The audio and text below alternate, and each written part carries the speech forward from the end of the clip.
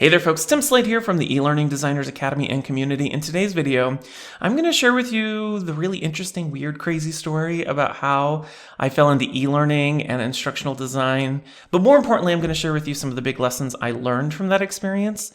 And hopefully they're lessons that you can also apply to your own career. So stick around.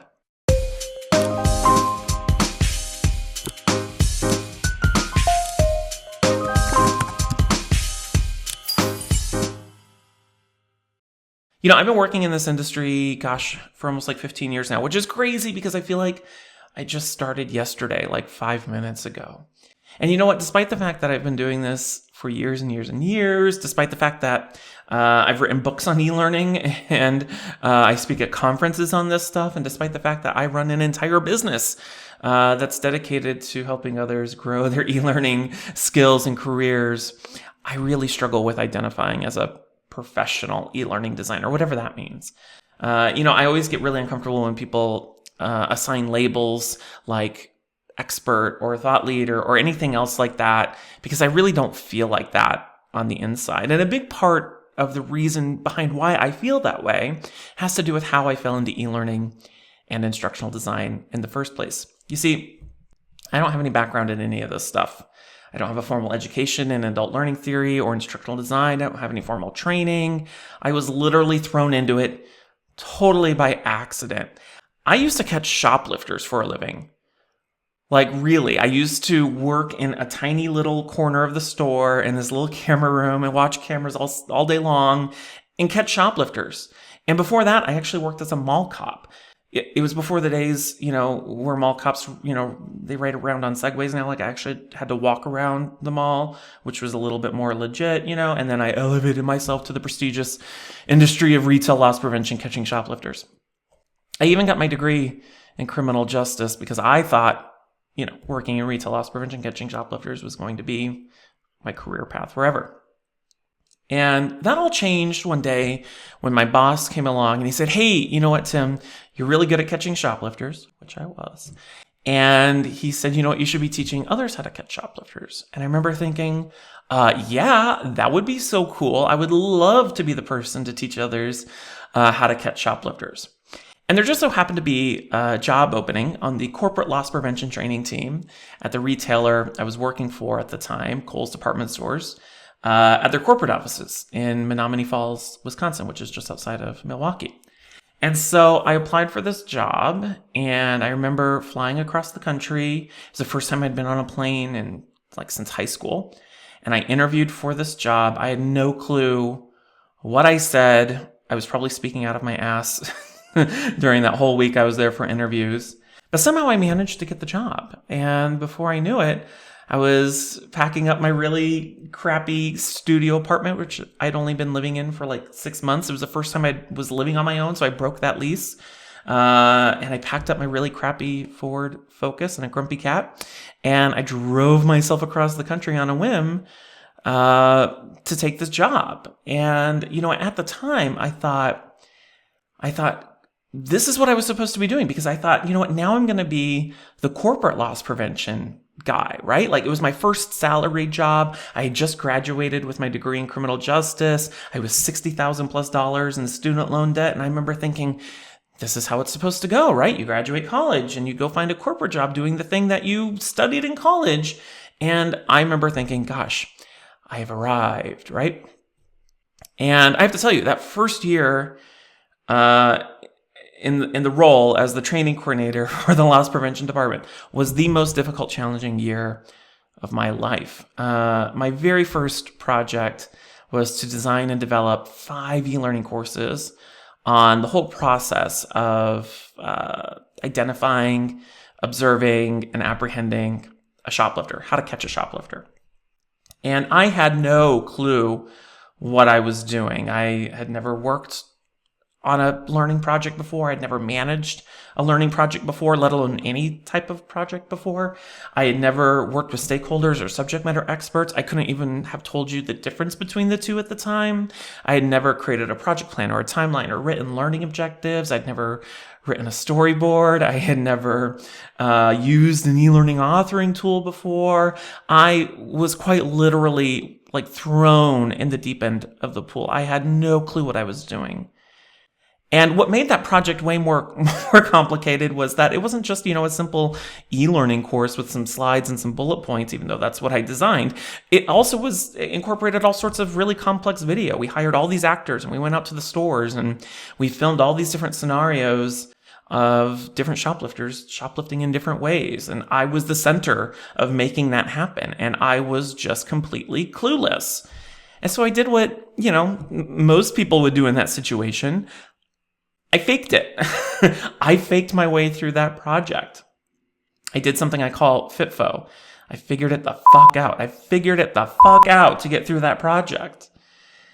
And despite the fact that that project was a huge challenge, that I had no clue what I was doing, and even when I look back on it retrospectively, as proud as I was for faking it through it, there's tons of things I would do differently. Like it was an awful looking course.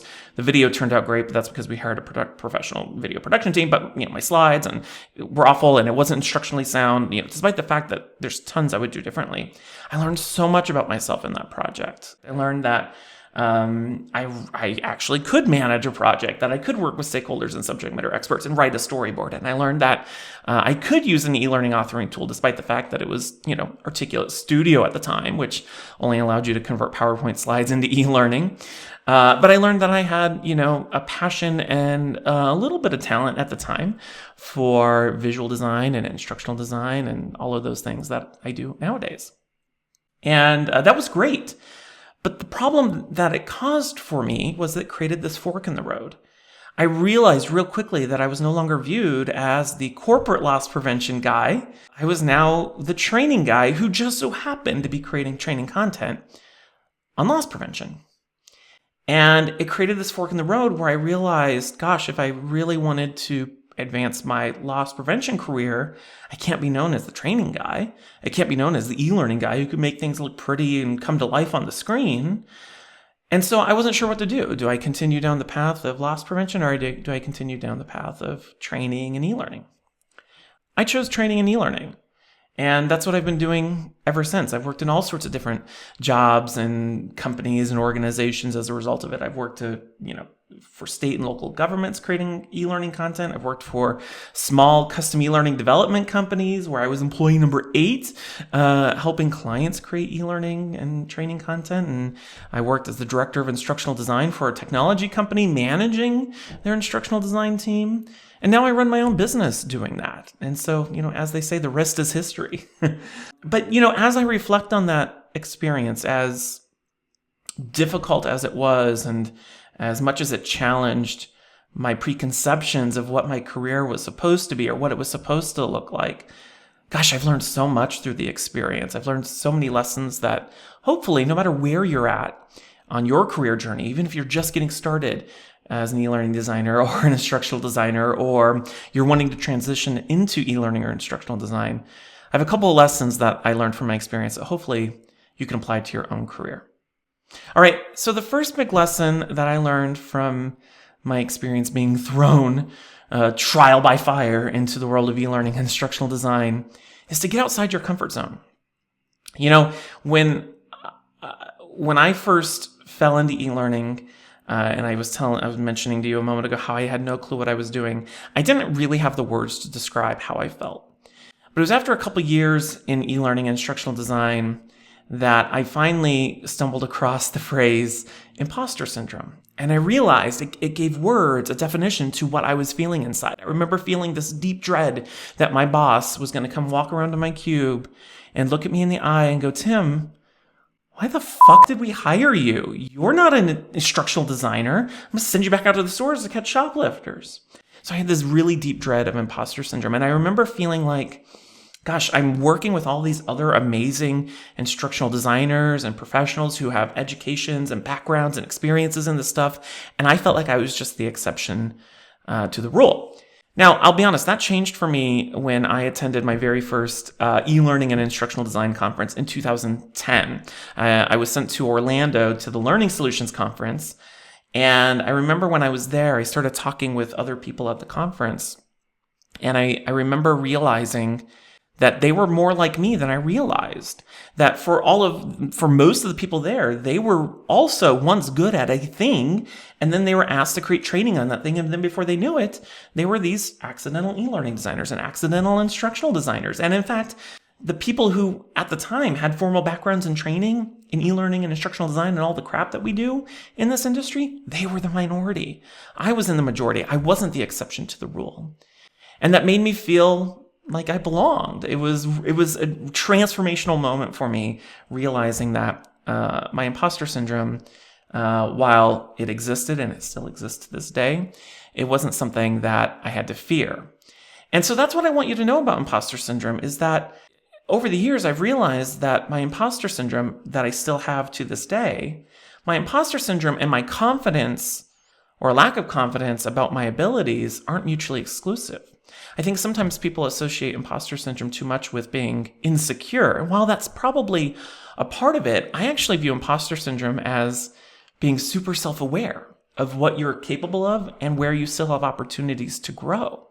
And so one of the things that I challenge you to do, because you're probably experiencing some level of imposter syndrome. I don't think I know anybody in this industry who doesn't experience it. Let your imposter syndrome push you forward, because really what you're doing is you're holding a really high bar for yourself. You're holding really high standards for yourself. And that's a good thing, because that means you're wanting to grow. You're wanting to succeed. So I don't view imposter syndrome as crippling insecurity, although it can paralyze some people. Use it to push you forward, because what you're really doing is you're wanting to be successful, right? And that's a good thing. And along those lines, in order to do that, you have to get outside your comfort zone, because getting outside your comfort zone is where the magic happens. That's where you grow. That's where you take on new challenges and opportunities that you may have never experienced for yourself. Too often, I think, when we get pushed outside our comfort zone, when you take on a new job or a new opportunity, there's always this freak out moment where you go, gosh, what the heck did I do? And you want to retreat back to your comfort zone, whatever that was, even if you were totally miserable in your comfort zone, right? It's too easy to go back and do that. The problem is when you do that, you don't grow. You actually atrophy, right? So you want to be outside your comfort zone, because that's where the magic's going to happen. All right. So the second lesson that I learned from my experience falling into e-learning and instructional design is that your career isn't linear. One of the things that at least this is true here in the United States. It could be different elsewhere around the world, is that when you're growing up and you're going to high school and you're going through college, we're told the story that's kind of programmed into us that you're supposed to graduate high school and then you're supposed to go to college. And while you're at college, you're supposed to major in a thing. And that thing that you major in is supposed to dictate what you're doing for the rest of your life. And so you major in a thing at an age when you really have no business determining what you're going to do for the rest of your life. You graduate college, and then you're supposed to go find a cushy corporate job doing that thing. And then you do that for the next 40 years and then retire to some sunny, warm location like Mesa, Arizona, or something like that. The problem with that is that reality doesn't exist for anybody who's in the workforce nowadays. The truth is you might, go to college and start doing a thing, but the truth is that as you gain additional experiences, as you work in a job, you're going to discover new talents, new passions, new skills that you never knew were there. And you have a choice to make on whether or not you embrace those things and the path it might take you down, right? One of the things that I've learned over time is that when you map your career against two axes, if that's how you say it, axes, I never know how to say it, but you know what I mean. If you can map your career against one axis of time and another one of growth, I think a lot of times people assume that your career moves in this linear path, right? You start somewhere and then you move up linearly from there, hopefully. Well, that's not really how careers evolve and grow. They actually move in what I call these S-curves. And so, for example, you might start somewhere, right? So for me, I started by catching shoplifters. And what happens is you grow, right? And then eventually you reach a point of maturity. And that point of maturity is when you no longer feel challenged anymore. You feel like it's something you could do in your sleep with your hands tied behind your back. And it's usually at that moment when people start feeling bored. They're no longer challenged in their jobs. They're no longer challenged in their careers. And it's usually that point in time where that fork in the road happens and you have to determine what you're going to do. Too often, I think people just stay put, right? And when you stay put and you don't continue to grow, what you find out is that you atrophy, your passions atrophy, your skills atrophy, and that results in potential career death, right? Well, the other choice you can make is to embrace the fact that you need to change, you need to grow, you need to evolve. And so from there, you might go down a different path, and it starts the cycle all over again. You start with something new, and then you grow, and then you mature, and then the same thing happens over again. You grow and you mature, and over time, you can see how your career is mapped against these different S-curves. So for me, it was loss prevention, and then it was as a training coordinator for loss prevention, and then I worked as an e-learning project manager, and then I was a creative director for an e-learning company, and then I was the director of instructional design at a technology company, and now I run my own business, right? Your career isn't linear. And so the thing I want you to take away from that is that as you go through the different evolutions of your career, what you have to do is you have to embrace your career identity crisis. You're going to have these little crises throughout your career that's going to challenge what you think you should be doing or what you sought out to do in the first place. You have to embrace it. Again, getting outside your comfort zone. So embrace your career identity crisis, and it'll push you forward. All right, so the third and final lesson that I learned from my experience falling into e-learning and instructional design is to focus on your strengths. You know, one of the things that I think I witness too often with people who are new to this industry or who are trying to get into this industry is that they find themselves really quickly frazzled and overwhelmed trying to be masters of everything there is in this industry. When you look at the umbrella of not just instructional design or e-learning, but learning and development as a whole, there's way more skill sets than any one person will ever be able to love or master, right? And so what you see are these people who get like really frazzled trying to master e-learning design, instructional design, and how to do a needs analysis and how to write a storyboard. And then they need to create their portfolio, and then they need to go land the perfect job, and then they need to learn how to manage a project and run an LMS and understand SCORM and AICC and XAPI and all these things. And there's this frantic energy of, my God, I'm never going to be able to master it all, right? The truth is you don't have to master it all. The truth is, you don't have to even love it all. You know, when I was new to e-learning and instructional design, I remember trying so hard to be the perfect project manager, the perfect needs analysis, the perfect stakeholder manager, the perfect storyboarder, the perfect LMS administrator. I tried to be the perfect of all of those things, and I thought it was my duty to love and be knowledgeable of it all. And then one day I came to the conclusion that, you know what? I really don't like the upfront parts of instructional design. I really don't care for conducting needs analyses and wrestling with my stakeholders and subject matter experts to figure out what the right learning solution is, right? I don't really enjoy that. I like development. I like working with e-learning authoring tools and creating really sound learning experiences that incorporate interactivity and visual design and all of that stuff that makes e-learning development or video development or digital multimedia development fun. That's what I really enjoy. And that's okay, because one of the things that you need to figure out at some point in your career is what is your deep expertise. There's this fallacy that people think hiring managers are looking for you to know it all. And even though they totally list everything in the kitchen sink in a job description, the truth is they really don't want somebody who knows it all. What they really want is somebody who is what I refer to as a T-shaped employee or a T-shaped professional. And what a T-shaped person is somebody who has broad capability, but has a deep expertise. So for example, if I need to, I can do the upfront parts of instructional design. I can do a needs analysis and manage a project and work with my stakeholders and subject matter experts. I can facilitate training. I can design a blended training solution.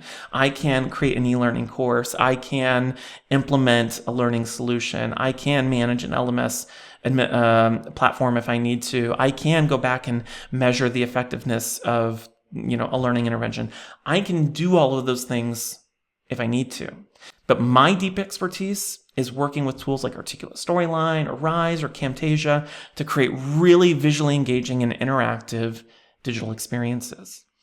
And so you really need to understand, while you focus on building your broad capabilities, you also want to figure out what is your deep expertise. And the thing I always tell people is that when you're building your portfolio or you're trying to figure out what your deep expertise is, what your specialty is, ask yourself, what am I good at? What do I love? What do I want to be hired for? And what are people willing to pay me to do? Where those things intersect, that's what you should be focusing in on. I think too often, not just in our industry, but in careers in general, we fall into this trap of trying to focus on building our opportunities rather than just continuing to focus in on our strengths. We see this in performance reviews. You do a performance review and you're told what you need to work on, and so then you have to spend the next year working on those things. Well, what if you just focused on continuing to be the best person at the things that you love, the things that you're really good at? Because here's the truth. It's better to fail at the things that you love rather than to succeed at the things you hate. I'm going to repeat that. It's better to fail at the things you love rather than succeed at the things you hate. Because here's the thing, at least with the latter option, failing at the things that you love, at least you're going to be motivated and driven to keep pushing forward, to try again, rather than succeeding at the things you hate. What's great about that, right? That's no fun. So it's okay to fail at the things you love rather than succeed at the things you hate. All right, so that's how I fell into e-learning and instructional design, and those are some of the big lessons that I've learned from that experience over the years. And hopefully, no matter where you're at in your career, one of those lessons, something that I said will help you in your own journey. All right. So that leads me to my question of the day.